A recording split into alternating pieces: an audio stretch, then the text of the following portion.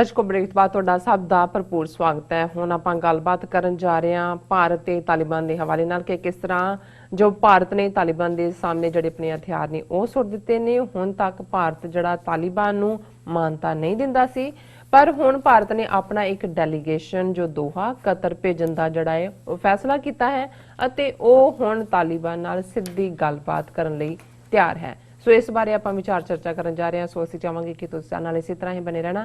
देखण सुनने तुहाडा सब दा बहुत बहुत शुक्रिया जी। डॉक्टर साहब की विचार ने इस मुद्दे बारे?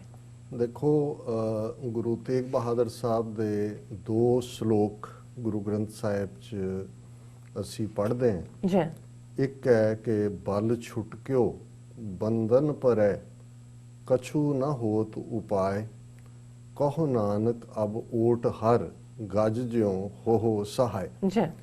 कि बई जदों तुहाडी ताकत नहीं हुंदी ते बंधन पै जांदे ने, तुसीं स्लेव हो जांदे हो, तुसीं कैदी बन जांदे हो और बेबस हुंदे हो। बिल्कुल। और फिर तुसीं रब ते ही टेक रखदे हो। ते फिर उहदा ही अग्गों जवाब है, बल होआ बंधन छुटै सब किछ होत उपाय, नानक सब किछ तुमरे हाथ में तुम ही हो सहाय। कि जदों तुहाडे च ताकत हुंदी है, तुसीं हौसले दे नाल खलोंदे हो, रब तुहाडी मदद दे उत्ते आंदा है ते बंधन जिहड़ियां रुकावटां जंजीरां संगल ये सारे खुल जांदे ने। सब के फिर हर चीज़ दा इलाज हुंदा है। बिल्कुल। हुण असीं अफगानिस्तान दे हवाले नाल जे देखीए और अक्सर असीं जिक्र करदे कि 1979 दे विच सोवियत यूनियन ऑकूपाई करदे।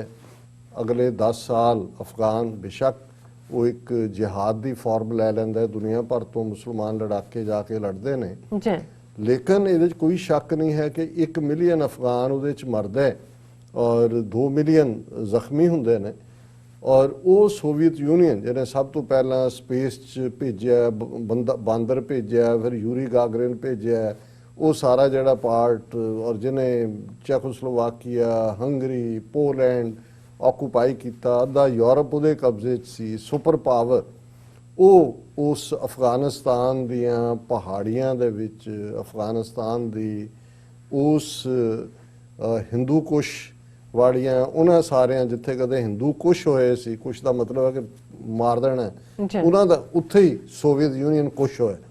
और इवेंचुअली कला यही नहीं कि भी उत्थों हार हुई, 15 हिस्सों के विचों वंडिया गया। ये वक्री गल है कि फिर क्योंकि अमरीका ने भी अबैंडन किया अगों जिहड़ी है आलमोस्ट 1996 तक जिहड़ी है वो सिविल वॉर, उहदे च एक धिर नूं दूजा मल्टीपल इनवॉल्व सी। 1996 च जाके तालिबान जिहड़े ने वो टेक ओवर कर लैंदे ने और आलमोस्ट उन्हां दी भी 5 साल तक ही 2001 9/11 हो जाता है। तो अमरीका की अगवाई थले जिहड़ा नैटो और किन्ने मुल्कां दियां UN सिक्योरिटी कौंसल दे अगले 10 साल जिहड़ा फिर असीं देखते हैं ओसामा दे मारे जाण तक फुल स्केल उत्थे रहिंदा। लेकिन कुल मिला के 2001 तो हुण असीं 18-19 साल की, जे 19 साल की गल करिए कि इहदे च किन्ने मारे गए की है उहदा कोई हिसाब किताब ही नहीं है, क्योंकि ड्रोन भी यूज़ होए, हर किस्म के बंब। लेकिन जिहड़ी डिफाइंड स्पिरिट है, फियर्सली इंडिपेंडेंट माइंडसैट, असीं उन्हां दे हर तौर तरीके नाल सहमत नहीं है जिहड़ी भी कोई इस किस्म की गल है। लेकिन मैं एक कॉन्सैप्ट की गल करदा हां कि दुनिया दे विच जदों बल होआ बंधन छुटे की गल है, जां साडी सादा पंजाबी च कहा जाता है कि दुनिया मनदी जोरां नूं कोई पुछे ना कमजोरां नूं। अल्टीमेटली जोर दे सामने जोरावरां दा 70-20 हुंदा, भावें नैगेटिव स्टैंस है, पर अदरवाइज भी जोरावर बनन दे लई तुहानूं उस सारे चों गुजरना पैंदा। जदों कौमां दे उत्ते गुलामी भरपा कीती जांदी है, दुश्मन जोरावर बन के आंदा है, ते तुहाडे कोल तुहाडी स्पिरिट हुंदी है जिहदे नाल तुसीं खलोंदे हो, जिहदे नाल तुसीं लड़दे हो। और अल्टीमेटली अफगानां ने उही जिन्हां नूं फड़ फड़ के ग्वाटानामा बेच लियांदा गया, उत्थे की होया, किन्ने civilian, drone attack, collateral damage, उस सारे चों निकल के सिचुएशन वो बनी कि असीं फरवरी महीने च इस साल च देखिया कि फाइनली अमरीका दे नाल उही तालिबान बराबर दे उत्ते आके बैठे। हालांकि डायलॉग तो पिछले 2 साल तो ही चल रहा सी ਕਿਤੇ ਇੱਥੇ ਕਦੇ ਉੱਥੇ। ਦੋਹਾ ਕਤਰ ਦੇ ਵਿੱਚ ਉਹਨਾਂ ਨੇ ਕਿਹਾ ਵੀ ਨਹੀਂ, ਸਾਡਾ ਮੁੱਲਾ ਬ੍ਰਦਰ ਨੇ ਉਹਨਾਂ ਨੇ ਕਿਹਾ ਜੀ ਸਾਡੇ ਬਰਾਬਰ ਆ ਕੇ ਬੈਠੇ, ਉਹਨਾਂ ਦਾ ਸੈਕਟਰੀ ਆਫ ਸਟੇਟ ਜਿਹੜਾ ਫੋਰਨ ਮਿਨਿਸਟਰ ਜਿਹਨੂੰ ਕਹਿੰਦੇ ਨੇ, ਔਰ ਉਹ ਡੀਲ ਸਾਈਨ ਹੋਈ ਵੀ ਛੱਡੋ ਸਾਡੇ ਕੈਦੀ, ਛੱਡੋ ਦੂਸਰਾ ਕਰੋ, ਜੋ ਜਿਹੜੀ ਤੁਸੀਂ ਉੱਥੇ ਹਕੂਮਤ ਬਣਾਈ ਉਹਨੂੰ ਅਸੀਂ ਮਾਨਤਾ ਹੀ ਨਹੀਂ ਦਿੰਦੇ। ਔਰ ਇਸ ਸਾਰੇ ਕੰਟੈਕਸਟ ਦੇ ਵਿੱਚ ਅਸੀਂ ਦੇਖਦੇ ਹਾਂ ਕਿ ਤਬਦੀਲੀ ਅੱਜ ਕਿਸ ਹੱਦ ਤੱਕ, ਡਾਇਲੌਗ ਕਿੰਨੀਆਂ ਉੱਥੇ ਏਜੰਸੀਆਂ ਇੰਡੀਅਨ ਦੂਜੇ ਤੀਜੇ ਹੋਰ ਇਨਵੋਲਵ ਸੀ, ਉਹਨਾਂ ਨੇ ਚੱਲਣ ਨਹੀਂ ਦਿੱਤਾ। ਜਿਹੜੀ ਉੱਥੇ ਅਸ਼ਰਫ ਗਨੀ ਦੀ ਹਕੂਮਤ, ਪ੍ਰਿਜ਼ਨਰ 5000 ਉਹਨਾਂ ਨੇ ਜਿਹੜੇ ਨੇ ਛੱਡਣੇ ਸੀ, 1000 ਇਹਨਾਂ ਨੇ ਛੱਡਣੇ ਸੀ, ਤਾਲਿਬਾਨ ਨੇ ਜਿਹੜੇ ਇਹਨਾਂ ਨੇ ਛੱਡਤੇ। ਉਹਨਾਂ ਨੇ ਜਿਹੜੀ ਹੈ ਉਹ ਰੁਕਾਵਟਾਂ ਖੜੀਆਂ ਸ਼ੁਰੂ ਕਰਤੀਆਂ।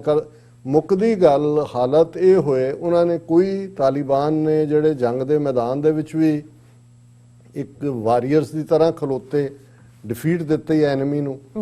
ਲੇਕਿਨ ਡਿਪਲੋਮੇਸੀ ਦੇ ਵਿੱਚ ਵੀ ਬਹੁਤ ਵਾਰ ਅਸੀਂ ਵਾਰੀਅਰਸ ਬਾਰੇ ਕਹਿੰਦੇ, ਜਿਹੜਾ ਸਿੱਖਾਂ ਬਾਰੇ ਅਕਸਰ ਕਿਹਾ ਜਾਂਦਾ ਹੈ ਕਿ ਅਸੀਂ ਜੰਗ ਦੇ ਮੈਦਾਨ 'ਚ ਤਾਂ ਜਿੱਤਦੇ ਹਾਂ ਲੇਕਿਨ ਟੇਬਲ ਤੇ ਹਾਰਦੇ ਹਾਂ, ਔਰ ਅਸੀਂ ਹਾਰੇ। 47 ਦੇ ਵਿੱਚ ਵੀ ਅਸੀਂ ਦੇਖਿਆ ਕੀ ਹੈ, ਈਵਨ 1846 ਦੀ ਫਸਟ ਐਂਗਲੋ ਸਿੱਖ ਵਾਰ ਤੋਂ ਬਾਅਦ ਅੰਮ੍ਰਿਤਸਰ ਟ੍ਰੀਟੀ ਜਿਹੜੀ ਸਾਡੇ ਤੇ ਥੋਪੀ ਗਈ, ਕਿਵੇਂ ਜੰਮੂ ਕਸ਼ਮੀਰ ਗੱਦਾਰ ਗੁਲਾਬ ਸਿੰਘ ਨੂੰ ਇਨਾਮ ਵਜੋਂ ਦਿੱਤਾ ਗਿਆ, ਔਰ ਕਿਵੇਂ ਉਹ ਕਿਸ ਕਿਸਮ ਦੀ ਟ੍ਰੀਟੀ ਸੀ ਕਿ ਵਿਦਿਨ 3 ਇਅਰਸ ਬਾਕੀ ਰਹਿੰਦਾ ਪੰਜਾਬ ਵੀ ਅੰਗਰੇਜ਼ਾਂ ਨੇ ਆਪਣੇ ਪਿੱਟੇ ਪਾ ਲਿਆ।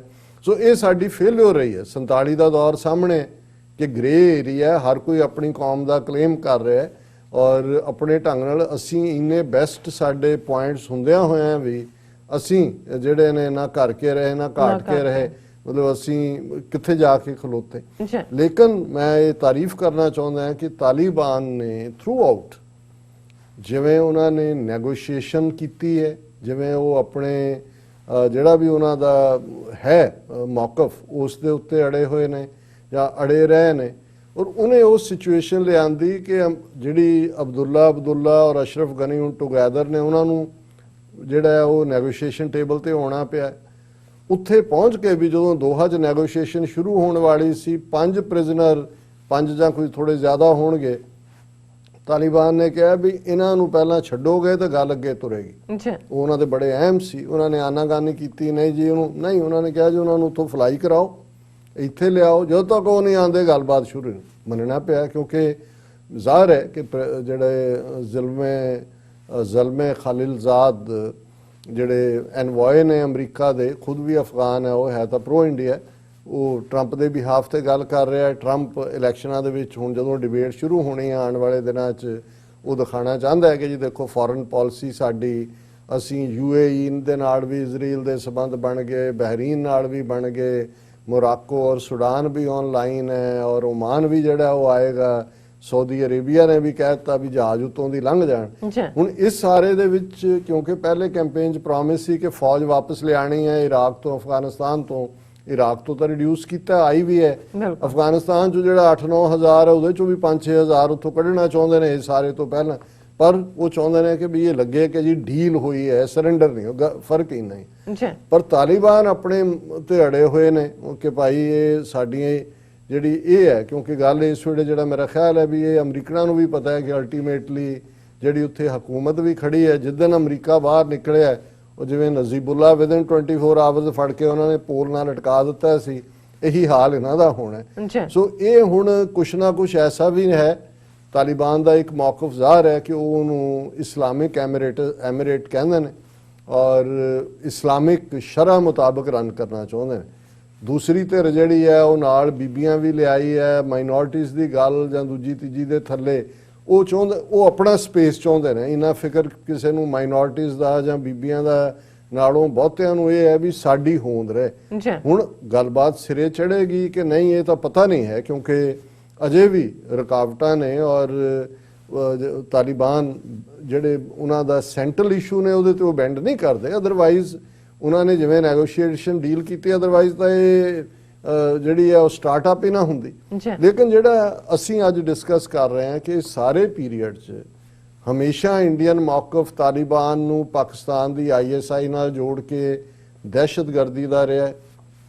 ਇਹਨਾਂ ਨੇ ਬਰਾਬਰ ਉੱਥੇ ਇਸਲਾਮਿਕ ਸਟੇਟ ਵਰਗੇ ਗਰੁੱਪ ਖੜੇ ਕੀਤੇ, ਐਗਜ਼ਿਸਟਿੰਗ ਹਕੂਮਤ ਦੇ ਨਾਲ ਅਸ਼ਰਫ ਦੀ, ਉਸ ਤੋਂ ਪਹਿਲਾਂ ਇੱਕ ਸ਼ਿਮਲੇ ਤੋਂ ਪੜਿਆ ਹੋਇਆ ਉਹਨਾਂ ਦਾ ਪ੍ਰੈਜ਼ੀਡੈਂਟ ਸੀ, ਪਤਾ ਨਹੀਂ ਉਹਦਾ ਕੀ ਨਾਮ ਸੀ, ਹੁਣ ਵੀ ਉਹ ਹੈਗਾ ਐਕਟਿਵ, ਹਾਲਾਂ ਉਹ ਪ੍ਰੋ ਇੰਡੀਆ ਉਹਦੀ ਲਾਈਨ ਰਹੀ, ਉਹ ਵੀ ਅਗੇਂਸਟ ਪਾਕਿਸਤਾਨ ਭੁਗਤਦੇ ਰਹੇ। ਔਰ ਇਹਨਾਂ ਨੇ ਹਮੇਸ਼ਾ ਕਿਹਾ ਜੀ ਅਸੀਂ ਤਾਂ ਡੈਮੋਕ੍ਰੈਟਿਕ ਸਿਸਟਮ ਦੇ ਨਾਲ ਜਿਹੜਾ ਉੱਥੇ ਸਿਸਟਮ ਬਣਿਆ ਹੈ, ਔਰ ਦੂਜਾ ਦੇਖੋ ਅਸੀਂ ਪਾਰਲੀਮੈਂਟ ਦੀ ਬਿਲਡਿੰਗ ਵੀ ਉਹਨਾਂ ਦੀ ਬਣਾਈ ਹੈ, ਇਨਫਰਾਸਟ੍ਰਕਚਰ ਵੀ ਬਣਾਇਆ ਸੀ, ਤਾਂ ਉਹਨਾਂ ਦੇ ਨਾਲ ਹੀ ਰਵਾਂਗੇ।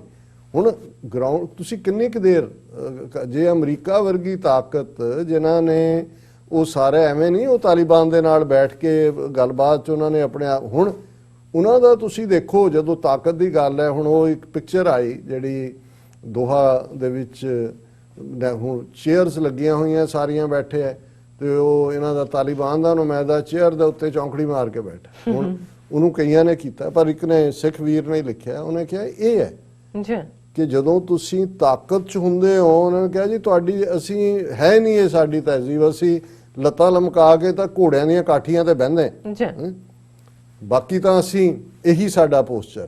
ਸੋ ਮਤਲਬ ਅਸੀਂ ਗੁਲਾਮੀ ਦੇ ਵਿੱਚ ਕਿਸ ਹੱਦ ਤੱਕ ਜਾਂਦੇ ਆ, ਨਹੀਂ ਵੀ ਅੰਗਰੇਜ਼ੀ ਬੋਲਣੀ ਆਉਂਦੀ ਤਾਂ ਬੁੱਲ ਵਿੰਗੇ ਕਰ ਲੈਂਦੇ ਆ ਖਿੱਚ ਖਿੱਚ ਕੇ। ਮੈਂ ਇੱਥੇ ਇੱਕ ਵਾਰੀ ਪ੍ਰੈਸ ਕਲੱਬ 'ਚ ਇੱਕ ਪਾਕਿਸਤਾਨੀ ਵੀਰ ਸੀ, ਉਹ ਆਪਣਾ ਸਵਾਲ ਪੁੱਛਦਾ ਕਰੀ ਜਾਏ ਪਾਕਿਸਤਾਨ ਅਫਗਾਨਿਸਤਾਨ, ਉਹ ਮੈਂ ਕਿਹਾ ਯਾਰ ਇਹਨਾਂ ਨੂੰ ਤਾਂ ਕਹਿਣਾ ਨਹੀਂ ਆਉਂਦਾ ਪਾਕਿਸਤਾਨ, ਤੁਹਾਨੂੰ ਕੀ ਹੋਇਆ ਪਾਕਿਸਤਾਨ ਅਫਗਾਨਿਸਤਾਨ ਕਹਿੰਦੇ ਕਸ਼ਮੀਰ, ਉਹ ਮੈਂ ਕਿਹਾ ਕਸ਼ਮੀਰ ਹੈ। ਸੋ ਮਤਲਬ ਹੁਣ ਇਹਦੇ ਉਲਟ ਜਿਹੜਾ ਉਹ ਦੂਜੇ ਪਾਸੇ ਹੈ ਵੀ ਉਹਨਾਂ ਦੀ ਕੀ ਲਾਈਨ ਹੈ ਕਲੀਅਰਲੀ। ਹੁਣ ਜਿਹੜੀ ਗੱਲ ਅਲਟੀਮੇਟਲੀ ਕਿਵੇਂ ਇੰਡੀਅਨਸ ਦਾ ਨੱਕ ਸਿਰਫ ਚੀਨ ਵਾਲਿਆਂ ਨੇ ਮਾਸਕੋ 'ਚ ਨਹੀਂ ਰਗੜਾਇਆ ਬਾਰ-ਬਾਰ, ਔਰ ਇਹਨੂੰ ਵੀ ਅਸੀਂ ਇਸ ਸੈਗਮੈਂਟ ਨੂੰ ਕਿਹਾ ਕਿ ਉਹਨਾਂ ਨੇ to eat N ਅੰਬਲ Bhai, Angrezi the expression ਹੈ, ਤੇ ਜੇ ਤੁਸੀਂ ਉਹਦਾ ਡਿਕਸ਼ਨਰੀ ਮਤਲਬ ਦੇਖੋਗੇ ਨੱਕ ਰਗੜਨਾ ਹੁੰਦਾ ਕਿ ਵੀ ਹੁਣ ਫੇਰ ਨੱਕ ਰਗੜਿਆ। ਹੁਣ ਜਿਹੜਾ ਮਿਸਟਰ ਜ਼ਲਮੇ ਖਲੀਲਜ਼ਾਦ ਉੱਥੋਂ ਉੱਡਿਆ, ਕਾਬਲ ਗਿਆ, ਪਾਕਿਸਤਾਨ ਇਸਲਾਮਾਬਾਦ ਆਇਆ, ਫਿਰ ਦਿੱਲੀ ਆਇਆ, ਔਰ ਉਹਦੇ ਤੋਂ ਬਾਅਦ ਉਹਨਾਂ ਨੇ ਇੰਡੀਆ ਨੂੰ ਵੀ ਕਿਹਾ, ਕਿਉਂਕਿ ਇਹ ਹੈ ਵੀ ਇਹ ਵੀ ਪ੍ਰੋ ਇੰਡੀਆ ਤੇ ਅਮਰੀਕਾ ਦਾ ਵੀ ਅੱਜ ਕੱਲ੍ਹ ਸਟ੍ਰੈਟੇਜਿਕ ਪਾਰਟਨਰ ਇੰਡੀਆ ਹੈ, ਕਿ ਭਾਈ ਹੁਣ ਨਾ ਕਿਉਂ ਕਿ ਵੀ ਫੇਰ ਨਹੀਂ ਹੈ, ਹੁਣ ਕੋਈ ਚੋਇਸ ਨਹੀਂ ਤੁਹਾਡੇ ਕੋਲ, ਹੁਣ ਭਾਵੇਂ ਕੱਟੇ ਦੀ ਪੂੰਛ ਫੜ ਕੇ ਆ ਜਾਓ ਘਰ ਨੂੰ। ਉਹ ਹੈ ਕਿ ਭਾਈ ਉਹ ਬੰਦਾ ਜਿਹੜਾ ਰੁੱਸ ਕੇ ਘਰੋਂ ਚਲਾ ਗਿਆ, ਔਰ ਉਹਨੂੰ ਸੀ ਵੀ ਪਿੱਛੇ ਮਨਾਣ ਆਣਗੇ, ਕੋਈ ਆਇਆ ਹੀ ਨਹੀਂ। ਕੁਝ ਦਿਨ ਬੀਤ ਗਏ, ਭੁੱਖਾ ਭਾਣਾ, ਫਿਰ ਸ਼ਾਮ ਨੂੰ ਮਾਲ ਡੰਗਰ ਜਦੋਂ ਲੈ ਕੇ ਉਹ ਵਾਪਸ ਮੁੜ ਰਿਹਾ ਸੀ ਆਜੜੀ, ਤੇ ਉਹਨੇ ਵੀ ਜਿਹੜਾ ਕੱਟਾ ਸੀ ਨਿੱਕਾ ਜਿਹਾ, ਉਹਦੇ ਮਗਰ ਦੀ ਪੂੰਛ ਫੜੀ ਤੇ ਉਹ ਵੀ ਆ ਗਿਆ ਨਾਲ, ਕਹਿੰਦਾ ਮੈਂ ਤਾਂ ਨਹੀਂ ਸੀ ਆਉਂਦਾ, ਇਹ ਕੱਟਾ ਲੈ ਆਇਆ ਮੈਨੂੰ। ਉਹਨੇ ਵੀ ਕਿਹਾ ਵੀ ਫੜ ਲਓ ਕੱਟੇ ਦੀ ਪੂੰਛ ਕੇ ਵੀ ਹੁਣ ਗੱਲਬਾਤ ਹੋ ਰਹੀ ਹੈ ਤੇ ਤੁਸੀਂ ਵੀ ਕਰੋ। ਔਰ ਇਹ India's presence at talks with Taliban an important step says Zalmay Khalilzad. ਉਹਨਾਂ ਨੇ ਕਿਹਾ ਹੋਣਾ ਜੀ ਸਾਡੀ ਤਾਂ ਹੁਣ ਬਹੁਤ ਬੇਇੱਜ਼ਤੀ ਹੋਣੀ ਹੈ, ਤੂੰ ਕਹਿ ਕਿ ਜੀ ਦੇਖੋ ਆ ਗਿਆ, ਕਿ ਔਰ ਗਿਆ ਵੀ ਦਿੱਲੀ ਉਹਨਾਂ ਨੂੰ ਕਹਿਣ, ਔਰ ਉਹਦੇ 'ਚ ਉਹਨਾਂ ਨੇ ਬੜੀ ਕਲੀਅਰਲੀ ਇਹਦੀ ਮੀਟਿੰਗ ਹੋਈ ਜੈ ਸ਼ੰਕਰ ਤੇ ਅਜੀਤ ਡੋਭਾਲ ਨਾਲ, 90 ਮਿੰਟ ਦੀ ਡਿਸਕਸ਼ਨ ਇੰਟਰ ਅਫਗਾਨ ਨੈਗੋਸ਼ੀਏਸ਼ਨਸ ਦੇ। ਔਰ ਉਹਨਾਂ ਨੇ ਕਿਹਾ ਜੀ ਇੰਡੀਆ ਤਾਂ ਹਮੇਸ਼ਾ ਹੀ ਕਹਿੰਦਾ ਸੀ ਕਿ ਅਫਗਾਨ ਟੂ ਅਫਗਾਨ ਨੈਗੋਸ਼ੀਏਸ਼ਨ ਹੋਣੀ ਚਾਹੀਦੀ ਹੈ, ਔਰ ਹੁਣ ਉਹਨਾਂ ਨੇ ਦੱਸਿਆ ਕਿ ਵੀ ਇਹ ਹੋ ਰਹੀ ਹੈ। ਸੋ ਨਾਓ ਅਸੀਂ ਇੱਕ ਹਾਈ ਪਾਵਰਡ ਡੈਲੀਗੇਸ਼ਨ ਭੇਜਾਂਗੇ। ਹਾਲਾਂਕਿ ਉਸ ਬਰੀਫ ਇੰਟਰੈਕਸ਼ਨ ਦੇ ਵਿੱਚ ਖਲੀਲਜ਼ਾਦ ਖੁਦ ਕਹਿ ਰਿਹਾ ਹੈ ਕਿ ਭਾਈ ਮੈਂ ਉਹਨਾਂ ਨੂੰ ਮਿਲਿਆ, ਉਹਨਾਂ ਨੇ ਕਿਹਾ ਕਿ he mister Khalilzad welcomed India's decision to join the event and to send a senior level delegation there. Mr. Khalilzad declined to comment on whether India has now decided to open talks with Taliban directly and whether this was discussed between them. ਹੋਰ ਉੱਥੇ ਗੱਲਬਾਤ ਲਈ ਨਹੀਂ ਜਾਣਾ ਤੇ ਉੱਥੇ ਭਾਂਡੇ ਮਾਂਜਣ ਚੱਲੇ ਨੇ, ਮਤਲਬ ਗੱਲਬਾਤ ਨਹੀਂ, ਉਹਨਾਂ ਨੇ ਸਿਰਫ ਉਹਨਾਂ ਨੂੰ ਲਿਆ ਕੇ ਜਿਹਨੂੰ ਕਹਿੰਦੇ ਨੇ ਕਿ ਵੀ ਉਹ ਜਿਹੜਾ ਕਿਰਾਏ ਪਿਆ ਹੋਏ ਸੀ ਫੜ ਕੇ ਪਟੜੀ ਤੇ ਝਾੜ ਦਿੱਤਾ ਤੇ ਨਾਲ ਹੀ ਕਿਹਾ ਵੀ ਅੱਗੇ ਤੇਰੇ ਭਾਗ ਲੱਛੀਏ, ਉਹ ਤੋੜ ਦਿੱਤਾ। ਸੋ ਮੈਂ ਇਸ ਨੂੰ ਦੇਖ ਰਿਹਾ ਸੀ ਔਰ ਮੈਂ ਕਿਹਾ ਕਿ ਭਾਈ ਇਹ ਹਕੀਕਤ ਹੈ। ਔਰ ਉਹਨੂੰ ਜਦੋਂ ਪੁੱਛਿਆ ਗਿਆ ਕਿ ਵੀ ਜਿਹੜਾ ਉਹਨਾਂ ਦਾ ਇਸਲਾਮਿਕ ਸ਼ਰੀਅਤ ਲਾਗੂ ਕਰਨ ਦੀ ਗੱਲ ਹੈ, ਕੀ ਤੁਸੀਂ ਉਹਦੇ ਨਾਲ ਹੁਣ ਐਗਰੀ ਕਰ ਗਏ ਹੋ? ਉਹਨਾਂ ਨੇ ਕਿਹਾ ਜੀ ਕਿ ਵੀ we obviously, Khalilzad ਕਹਿ ਰਿਹਾ, we obviously are not seeking to impose our political system on the Afghans. They have to decide that through negotiations whether it is for an electoral democracy or some other formula.